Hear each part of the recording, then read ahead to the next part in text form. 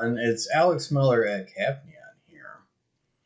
If you're interested in how tariffs and trade more broadly might impact I think it's interesting to look at the history of social media internationally, as it has a lot of similarities from an economic standpoint. And the really important similarity, I think, is that both things are natural monopolies with a lot of economies of scale.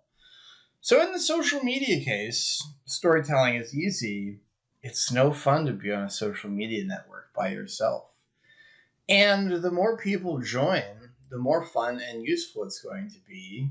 So this naturally leads to a situation where you have a few gigantic social networks over a lot of the world, and there's not a mom and pop social media website you can go to. In the AI case, these new models, large language models and similar, are just very, very expensive to create. But once you created them, it costs absolutely nothing to give them away. So Meta, for example, trains a lot of world-class large language models, and they basically give them away for free. So if that's good enough for you, the cost of a large language model is zero. This makes it really hard for other people to get into the market. And there's probably not going to be small mom and pop makers of large language models.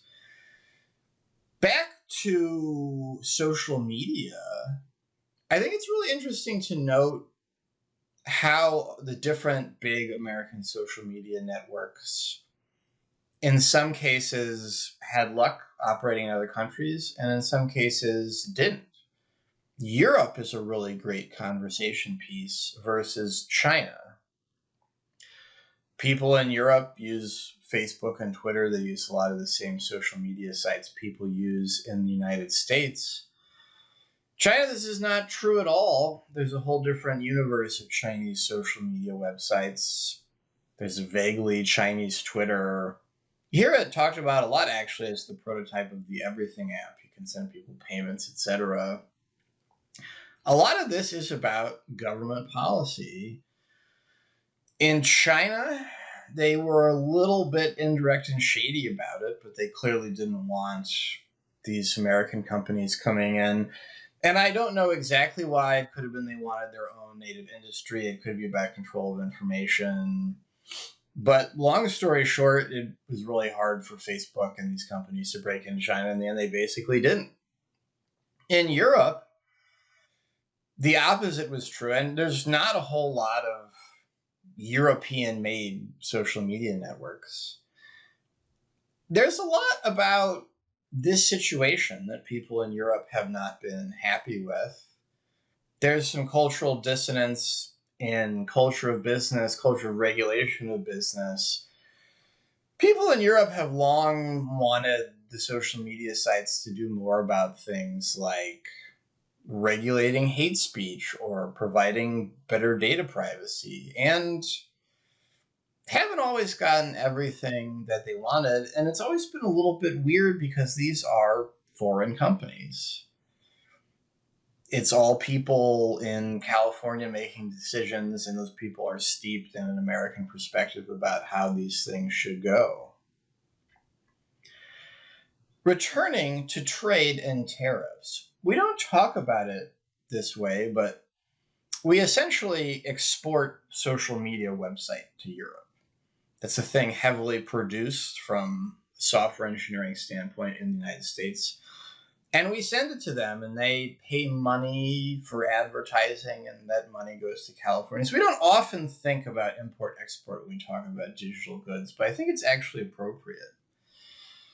One story about why companies like Meta became big is that they had this big global playground to grow in. And this is really important, once again, because of this economies of scale factor.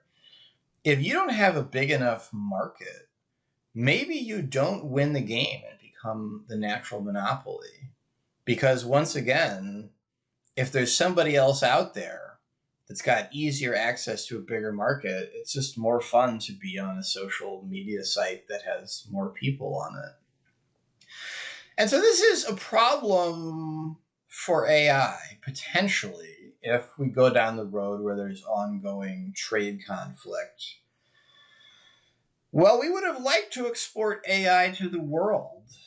And there's a lot of reasons, once again, in the European example, why they might not like that. And if we're not getting along with them well about trade broadly, they might do more to have their own native AI. If Americans want native industries, we shouldn't be too surprised if Europeans want native industries. And I would say with AI, there's an extra layer of danger. Linguistic nationalism type of things intersect a lot with these concerns outside the United States. If you live in Finland, not many people speak your language. Most people speak English. If everyone's using AI in English, maybe you start to get a little scared that Finnish is going to die out and people are just going to speak English forever. If you like European history, the map of Europe is really heavily a map of linguistic nationalism, and I wouldn't sneer at that. So, to summarize, AI is a natural monopoly. If you want to be the winner at the natural monopoly game, you need a really big market to sell to. If you need a really big market to sell to, well, one way to get there is to have a global market. And then in the case of Europe and in other countries, if we have a bad trade relationship with them, they might not handle AI how they handled social media. They might handle it how China handled social media and say, get out. We're going to do our own thing. We're going to supply ourselves with our AI.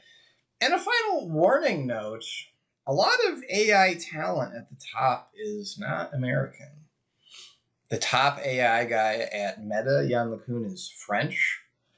I think before anybody cared about deep learning, all the research was actually happening in Canada. It's a big hotspot early on.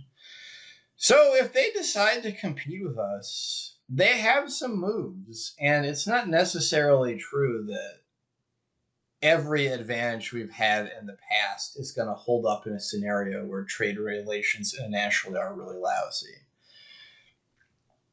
So definitely some big frags there. Trade issues could matter a lot for AI in the end, although we are still quite early. There's definitely something to watch.